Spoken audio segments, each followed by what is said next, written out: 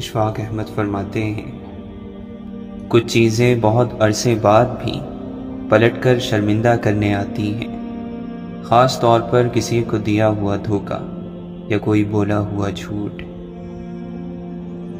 ایمان یقین ہے، جسے یقین ملا اسے اللہ ملا۔ ہر کوئی مرنے والا ہے، یہ مرا وہ مرا، اللہ کے ذکر کو فنا نہیں، کسی بھی چیز کا کوئی وجود نہیں، اللہ ہی کے ارادے کی بدولت ہر چیز کا وجود موجود ہے۔ صبر کے تیر جب چل جاتے ہیں بس چل جاتے ہیں، پھر کبھی واپس نہیں مڑتے، سائے ڈھل جاتے ہیں، پہاڑ ہل جاتے ہیں، رستم جیسوں کے پاؤں بھی اکھاڑ دیے جاتے ہیں اور پچھاڑ دیے جاتے ہیں۔ دل کھول کے آج ظلم کر لے ظالم، اللہ کے گھر دیر ہے اندھیر نہیں، وہ کون زبر ہے جو یہاں زیر نہیں، حالات بدلنے میں کوئی دیر نہیں۔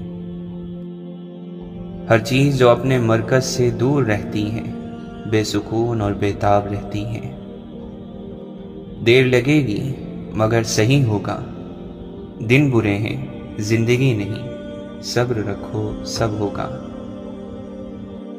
نفس کی سب سے پسندیدہ چیز شہرت ہے، غیروں کو اپنے خیال پر یقین ہے اور تجھ کو اللہ پر بھی نہیں۔ جس نے اللہ کے ہاں بکنا ہو وہ کسی کے یہاں کسی بھی قیمت پر نہیں بکتا۔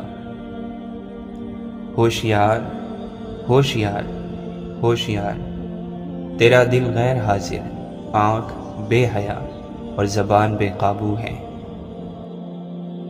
ذکر سے اطمینان اور اطمینان سے بے نیازی پیدا ہوتی ہے، اور بے نیازی ہی آدمیت، انسانیت اور بشریت کی عزت اور آبرو ہے۔ کام کر، ہر وقت اپنے نفس کو مصروف اور مشغول رکھ، اللہ کی مخلوق کو فائدہ پہنچانے کے لیے اپنے لیے کچھ مت کر، اپنے آپ کو اپنے رب کے حوالے کر دے، جس حال میں بھی رکھیں راضی رہ، نہ شکوہ کر نہ اعتراض۔ تیری کوئی بھی چیز تیرے رب سے پوشیدہ نہیں، اور تیرا رب تجھ پر تیری ماں سے 100 گنا زیادہ مہربان ہے۔ پھر کیا تیرا رب تیرے لیے کافی نہیں؟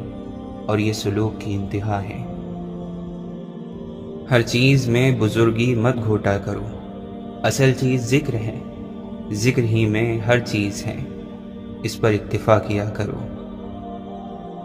کیا تمہیں مرنا یاد نہیں، اور یہ یاد نہیں کہ دنیا آخرت کی کھیتی ہے اور چند روزہ ہے؟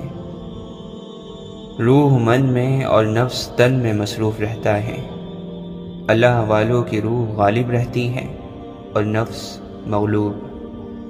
اللہ والوں کی روح نفس کو کسی جانور کی طرح گردن میں رسی ڈالے گھسیٹے پھرتی ہے۔ روح جب نفس کا گھراؤ کرتی ہے بیچارہ کسی بھی کام کا نہیں رہتا، انتہائی بے بسی کے عالم میں بے قرار ہو کر فرما برداری پر مجبور ہو جاتا ہے۔ کسی اور طرح کوئی بھی نفس جیتے جی روح کا فرما بردار نہیں بنتا۔ انسان اور جانور میں بولنے یعنی گویائی ہی کا فرق ہے۔ ہم نے گویائی جو بہترین عنایت تھی گم کر دی، زبان ذکر میں اور دل خرافات میں مصروف ہیں۔ زندہ وہ ہے جو زندگی کا ایک بھی دم ضائع نہ کرے، جو جانتا ہے بتاتا نہیں، جو بتاتا ہے وہ جانتا نہیں۔ ہر کام شوق سے ہوتا ہے، مجبور ہو کر نہیں، اور تیرے اس کام میں شوق کا نام تک نہیں۔ شوق بھی ہو، ادب بھی ہو، اور استقامت کے ساتھ وابستگی بھی ہو، اگر یہ عمل قائم ہو گیا تو اسی کا نام فیض ہے۔ کل کی حد سے زیادہ فکر اور کل کی خبر کی جستجو اللہ پر بھروسے کی خلاف ورزی نہیں تو اور کیا ہے؟ اللہ نے تو شیطان کو انسان کا دشمن قرار دیا ہوا ہے، تو تم اس کے دوست کیوں بنے ہوئے ہو؟ بدلتے بدلتے زمانے کی ہر چیز بدلی، پر تیری دنیا جوں کی توں وہی رنگ وہی ڈھنگ، وہی چال وہی ڈھال، وہی عادت وہی اطوار۔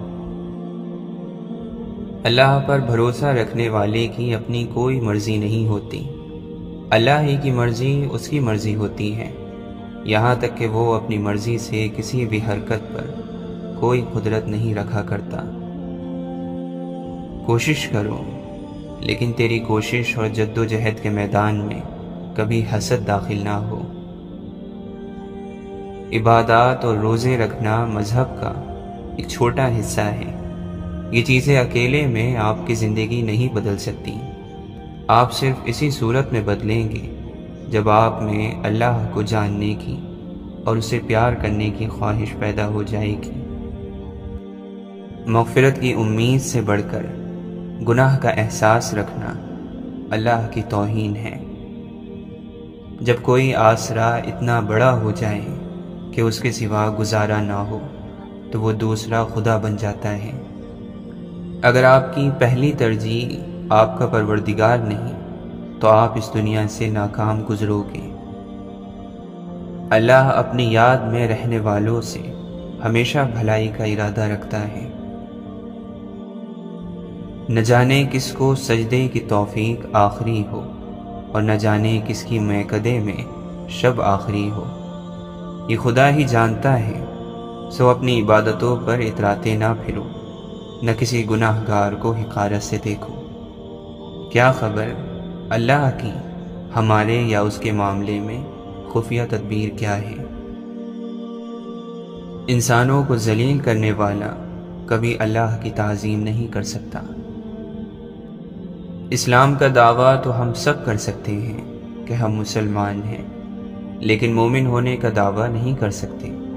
مومن ایک خفی یعنی چھپی ہوئی چیز ہے، یہ صرف اللہ ہی بتا سکتا ہے کہ میرے بندے کا دل میرے ساتھ ہے یا کسی اور کے ساتھ۔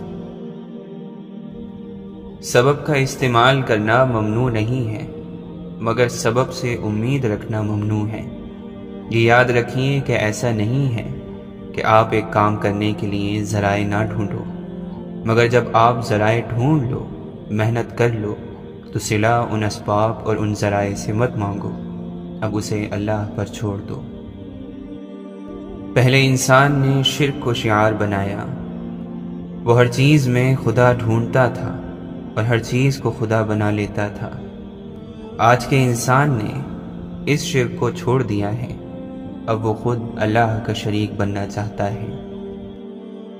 اچھے خاتمے کی بہترین نشانیوں میں سے ہے کہ آپ کوئی ایسی برائی نہ چھوڑ کر جائیں جو آپ کے بعد جاری رہے۔ سچائی ایسی دوا ہے جس کی لذت کڑوی مگر تاثیر شہد سے زیادہ میٹھی ہوتی ہے۔ ہمیں خود سے ہمدردی کا اتنا چسکا پڑا ہوا ہے کہ سوائے اپنے دنیا میں کوئی مظلوم نظر نہیں آتا۔ اگر آپ کے پاس طاقت ہے لیکن حکمت نہیں تو آپ کی سب سے بڑی کمزوری یہی ہے۔ بڑوں کا ادب کیا کرو ورنہ چھوٹے ہی رہ جاؤ گے۔ واصف علی واصف فرماتے ہیں، جب غصہ آئے تو اپنے اعمال سے توبہ کرو، جس پر غصہ آئے اسے معاف کر دو اور لوگوں کے لیے عافیت بن جاؤ۔ جس نے بن مانگے عطا کیا وہ مانگنے پر کیوں مایوس کرے گا؟ بادشاہوں کے پاس بیٹھنے سے کبھی بادشاہت نہیں ملا کرتی، لیکن اللہ کے دوستوں کی صحبت اکثر بادشاہ بنا دیا کرتی ہے۔ انسان کی تمام پریشانیاں دو باتوں کی وجہ سے ہیں، تقدیر سے زیادہ چاہتا ہے، وقت سے پہلے چاہتا ہے۔ جب عقل مند بوڑھا ہوتا ہے تو اس کی عقل جوان ہو جاتی ہے، اور جب جاہل بوڑھا ہوتا ہے تو اس کی جہالت جوان ہو جاتی ہے۔ جب تمہیں یقین ہے کہ خدا تمہارے ساتھ ہے تو پھر کوئی فرق نہیں پڑتا کہ کون کون تمہارے خلاف ہیں۔ حضرت امام حسین رضی اللہ عنہ فرماتے ہیں، ایسی بات زبان پر جاری نہ کرو جو تمہاری قدر و قیمت گھٹا دیتی ہو۔ شیخ سعدی فرماتے ہیں، اپنے نقصان کا دکھ دشمنوں کے ساتھ مت کہو کہ وہ اس پر خوشی مناتے ہوئے لا حول کہیں گے۔ شیخ سعدی فرماتے ہیں، میں نے ایک نیک شخص کو دریا کے کنارے دیکھا جس کو ایک چیتے نے زخمی کر دیا تھا، اور اس کا زخم کسی دوا سے اچھا نہ ہوتا تھا، اور وہ عرصہ دراز سے اس تکلیف میں مبتلا تھا، مگر ہر وقت اللہ کا شکر ادا کرتا تھا۔ لوگوں نے اس سے پوچھا کہ شکر کس بات کا ادا کرتے ہو؟ اس نے جواب دیا، اس لیے کہ مصیبت میں مبتلا ہوں، گناہوں میں نہیں۔ استغفار کی کثرت رزق کو کھینچ لاتی ہے، نظروں کی حفاظت حکمت، دانائی اور فراست کو کھینچ لاتی ہیں۔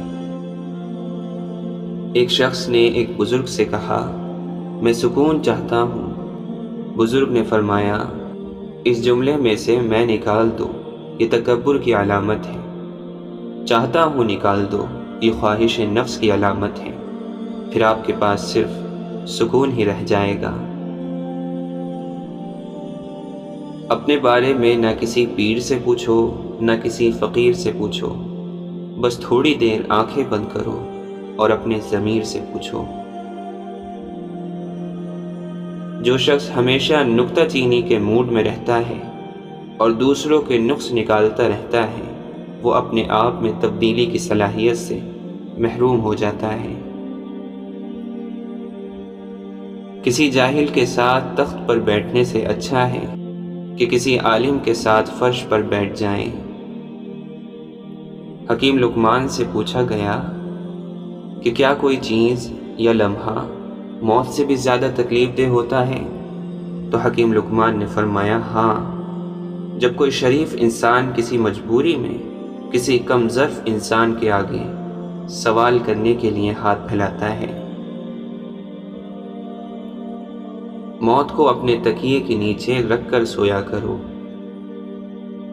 حضرت جنید بغدادی رحمۃ اللہ علیہ فرماتے ہیں، اگر کسی کو ہوا میں 4 زانو بیٹھا دیکھو تب بھی اس کی پیروی اس وقت تک نہ کرو جب تک اس کے اعمال قرآن و سنت کے مطابق درست نہ پالو۔ جو وقت گزر گیا اس کو یاد کر کے کچھ اصول بنا لیں، جو وقت باقی رہ گیا ہے وہ بہتر ہو جائے گا۔ جب ہمارے نفس کے گلے میں بندھی رسی شیطان کے ہاتھ میں چلی جائے تو عقل گناہوں کی وکالت پر اتر آتی ہے۔ کوئی چیز آپ کو اتنی خوشی نہیں دے سکتی جو خوشی آپ کو کسی روتے ہوئے کی مسکراہٹ دے سکتی ہے۔ اشفاق احمد فرماتے ہیں، اچھی بات تو سب کو اچھی لگتی ہے، لیکن جب تمہیں کسی کی بری بات بھی بری نہ لگے تو سمجھ لینا تمہیں اس سے محبت ہے۔ کوئی بے وقوف شخص آپ سے کسی رائے کا طلبگار ہوتا ہے تو اس کی تمنا یہ ہوتی ہے کہ آپ اس کو وہی رائے دیں جو اس کے ذہن میں ہے۔ اللہ کے دیے ہوئے میں سے دیا کرو، تم نے کون سا اپنے پلے سے دینا ہوتا ہے۔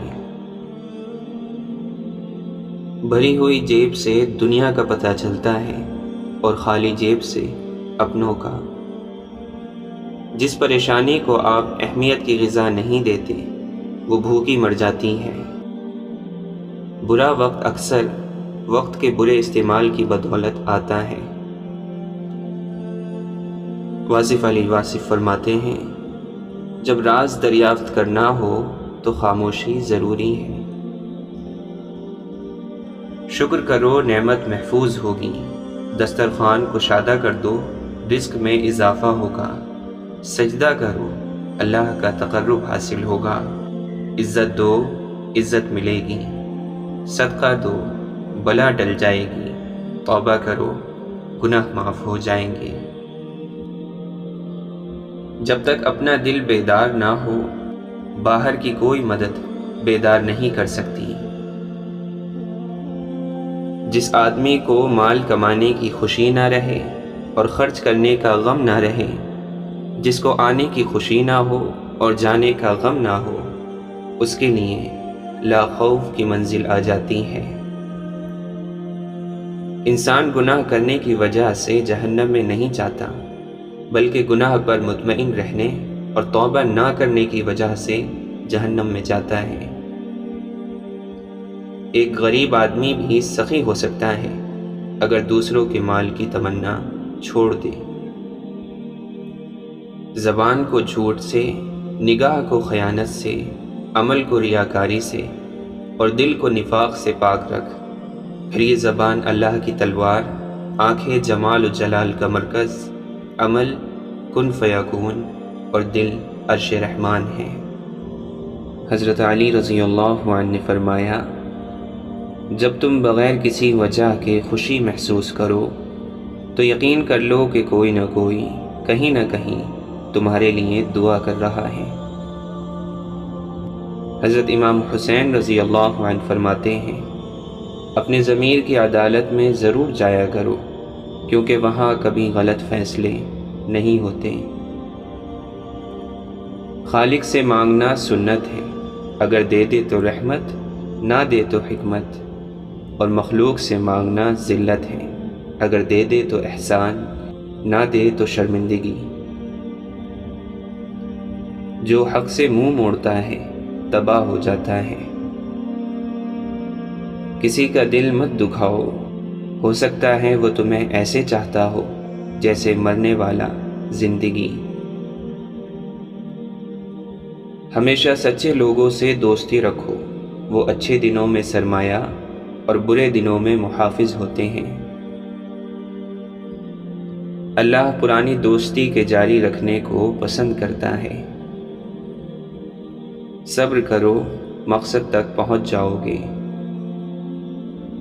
زبان کا صحیح استعمال نیک بختی اور غلط استعمال بدبختی ہے۔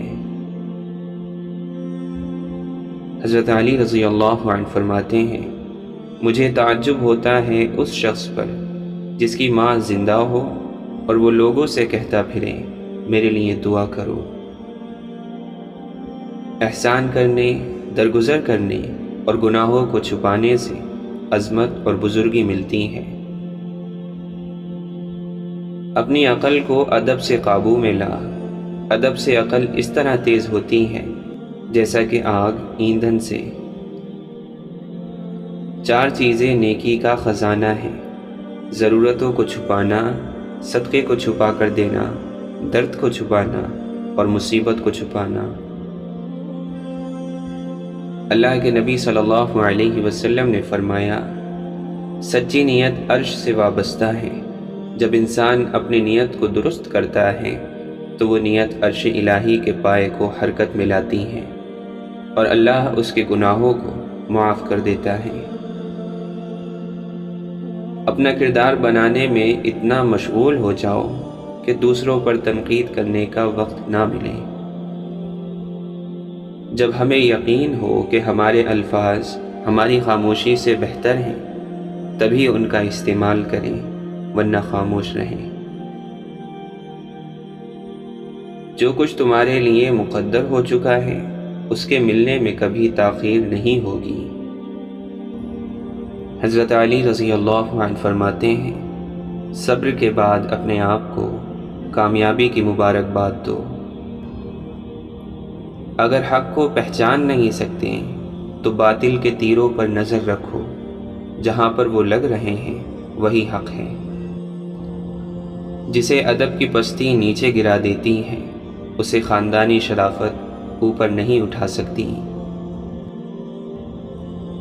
ایسا بہت کم ہوتا ہے کہ جلد باز انسان نقصان نہ اٹھائے، اور ایسا ہو ہی نہیں سکتا کہ صبر کرنے والا ناکام ہو۔ منافقوں کی ایک پہچان یہ ہے کہ وہ اپنے لیے تو راستہ آسان بنا لیتے ہیں اور دوسروں کے لیے پریشانیاں پیدا کر دیتے ہیں، اور منافق شیطان کا گروہ ہے اور آگ کا شعلہ ہے۔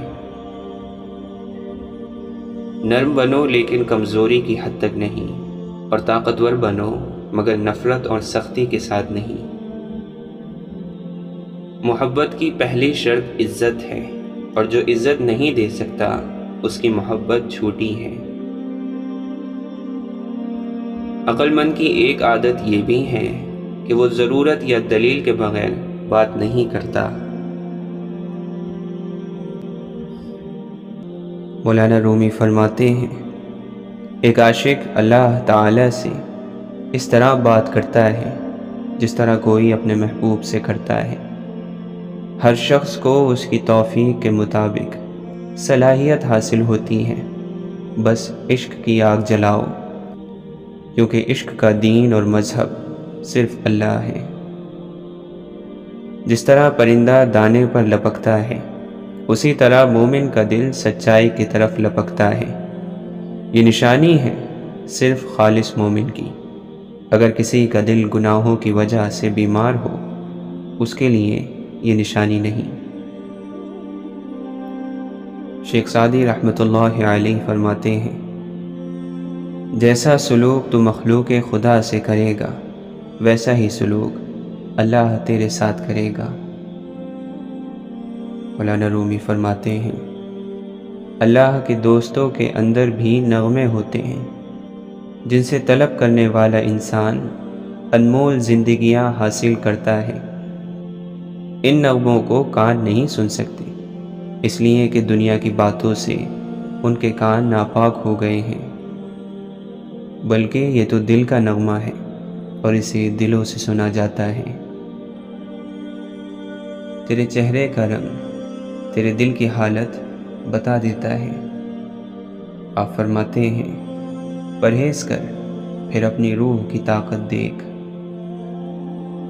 اگر اللہ کو دل میں بسانا ہے تو ہر غلط چیز کو وہاں سے نکال دے، پھر چاہے وہ کوئی انسان ہو، کوئی جذبہ ہو یا کوئی ارادہ۔ اچھی چیزوں میں خود کو مصروف نہیں کرو گے تو بری چیزوں میں خود ہی مصروف ہو جاؤ گے۔ اگر آپ کو یقین ہے کہ کامیابی محنت سے نہیں قسمت سے ہی ملتی ہے تو آپ محنت کے لیے کبھی بھی تیار نہیں ہوگے، اور یہ یقین آپ کو ناکام کر دے گا۔ ہزار غلطیوں کے باوجود بھی اگر لوگ آپ کی عزت کرتے ہیں اور آپ سے محبت کرتے ہیں تو مان لیں یہ اللہ کا کرم ہے۔ صبر دل کی عبادت اور نفس کے لیے مشقت ہے۔ ایک مصور کو کہا گیا کہ وہ دل کے دروازے کی تصویر بنائے۔ اس نے بہت حسین دل بنایا اور اس میں خوبصورت سا ایک دروازہ بھی بنایا، لیکن اس کا کنڈا نہیں تھا۔ کسی نے پوچھا کہ اس میں کنڈا کیوں نہیں لگایا؟ اس پر اس مصور نے بڑا خوبصورت جواب دیا، کہا، دل کے دروازے اندر سے کھلتے ہیں، باہر سے نہیں۔ ایک بزرگ سے کسی نے پوچھا کہ عبادت کرنے کے لیے بہترین دن کون سا ہے؟ بزرگ نے کہا، موت سے ایک دن پہلے۔ اس نے حیرت سے کہا کہ موت کا وقت تو معلوم نہیں۔ فرمایا، تو پھر زندگی کے ہر دن کو آخری دن سمجھو۔ جب کی ہوئی نیکی بھولنے لگو اور کیے ہوئے گناہ یاد رہنے لگے تو سمجھ لینا کہ آپ روحانیت کے سفر پر چل پڑے ہو۔ دنیا کی تمام الجھنیں ختم ہو سکتی ہیں اگر جاہل خاموش رہے اور عالم سچ بولنے لگے۔ دوسروں کی زندگی کو جہنم بنا کر سجدوں میں جنت ڈھونڈنا خود کو دھوکہ دینے کے سوا کچھ بھی نہیں۔ سانسوں کا رک جانا ہی موت نہیں ہے، وہ انسان بھی مرا ہوا ہی ہے جس نے غلط کو غلط کہنے کی ہمت کھو دی ہے۔ اگر آدمی نے دوسروں کو نقصان پہنچانا بند کر دیا اور فائدہ پہنچانا شروع کر دیا تو سمجھیے کہ وہ زندگی کے مقصد کی طرف چل پڑا ہے۔ برداشت کے ساتھ حالات ضرور بدل جائیں گے، بس ذرا اندر ہی اندر مسکرانے کی ضرورت ہے۔ زندگی میں اگر کبھی آپ نا امید ہو جائیں تو فقط ایک پر امید بندے کو تلاش کریں اور اس کے ساتھ کچھ وقت گزار لیں۔ آپ زندگی کی جنگ دوبارہ لڑنے کے لیے تیار ہو جائیں گے۔ استاد گھنے درخت کی مانند ہوتا ہے، ایک لمبے سفر میں تھوڑی دیر کے لیے ٹھنڈی اور میٹھی چھاؤں کا ذریعہ۔ کامیاب انسان منفی حالات میں خیالات کو مثبت رکھنے کی طاقت رکھتا ہے۔ کائنات کا سب سے مضبوط تعلق رب اور بندے کا تعلق ہے۔ تمام چیزیں پہلے ڈھونڈنی پڑتی ہیں اور پھر وہ ملتی ہیں، مگر اللہ تعالیٰ پہلے ملتا ہے اور پھر اپنی تلاش شروع کرواتا ہے۔ جو فریاد لب اظہار تک نہ آ سکے وہ اشکوں میں بیان ہوتی ہے۔ مذہب، رنگ اور نسل سے آزاد ہر انسان کی آنکھ میں ایک جیسے آنسو ہوتے ہیں۔ یہی انسان کا انسان سے واحد رشتہ ہے، ہمدردی کا، غمگزاری کا۔ حضور اکرم صلی اللہ علیہ وسلم کو کائنات کے لیے رحمت بنا کر بھیجا گیا۔ ہم پر فرض ہے کہ حضور صلی اللہ علیہ وسلم کا انداز رحمت سب مخلوق تک پہنچائیں۔ اسلام خود ہی پہنچ جائے گا۔ دنیا کو جب رات کی تاریکی کے بعد روشنی میسر آتی ہے تو اس کی نظریں خود بخود سورج کی طرف اٹھ جاتی ہیں۔ سورج کا دین روشنی ہے، اپنے آپ کو منوانا نہیں۔ اللہ کے ذکر میں مصروف رہنے والے کہ آسمانوں پر جو تعریف کیے جاتے ہیں، دنیا والے بھی ان کو بہت دل سے یاد کرتے ہیں۔ روح اللہ کے دربار سے آئی اور اللہ کا کلام بھی۔ اس ختم ہونے والی دنیا میں یہ جب بھی ملیں گے، اللہ کے سامنے اس خاکی جسم کا مرتبہ بلند ہی کریں گے۔ اللہ تعالیٰ قرآن مجید میں فرماتا ہے، نادان لوگ کہتے ہیں کہ اللہ ہم سے خود بات کیوں نہیں کرتا یا کوئی نشانی کیوں نہیں آئی۔ ایسی ہی باتیں ان سے پہلے کے لوگ بھی کیا کرتے تھے۔ یہ سب ایک ہی جیسی سوچ رکھتے ہیں۔ یقین لانے والوں کے لیے تو ہم نشانیاں صاف صاف بیان کر چکے ہیں۔ کیا یہ نشانی کم ہے کہ ہم نے آپ کو حق کے ساتھ خوشخبری سنانے والا اور ڈرانے والا بنا کر بھیجا ہے؟ اپنے غم کو غصہ نہ بناؤ، کیونکہ جب غم غصے میں ڈھل جاتا ہے تو پھر نہ تقدیر پر بھروسہ رہتا ہے اور نہ اللہ پر۔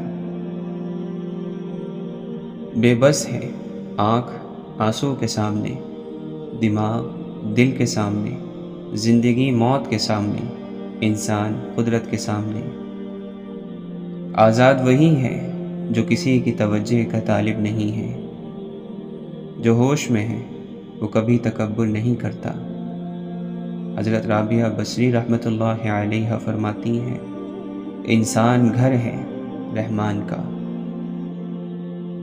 جب آپ کے اندر اپنی غفلتوں کے باوجود اللہ اور اس کے رسول صلی اللہ علیہ وسلم کی طرف رجوع پیدا ہو جائے تو سمجھو کہ رحمت کا وقت آ گیا۔ تم اللہ کی رضا پر شاکر رہو، تکلیفیں خود اٹھاؤ، اس کی مخلوق کو آرام دو۔ واصف علی واصف فرماتے ہیں، شیطان نے انسان کو نہ مانا، اللہ نے اس پر لعنت بھیج کر اسے نکال دیا۔ انسان کے دشمن کو اللہ نے اپنا دشمن کہا۔ انسان اللہ کے دشمن سے دوستی کر لے تو یہ بڑے افسوس کا مقام ہے۔ میں کتنا ہی طاقتور بن جاؤں لیکن ہر شام کو زندگی کا ایک دن کم ہو جاتا ہے اور میں اس کو روک بھی نہیں سکتا۔ اللہ تعالیٰ قرآن مجید میں فرماتا ہے، ان سے کہو فضل اللہ کے ہاتھ میں ہے، وہ جسے چاہتا ہے عطا کرتا ہے، اللہ وسعت والا جاننے والا ہے۔ اللہ سے نعمتیں مانگنے والے یہ بھی خیال رکھیں کہ کائنات کی سب سے بڑی نعمت اللہ کا قرب ہے۔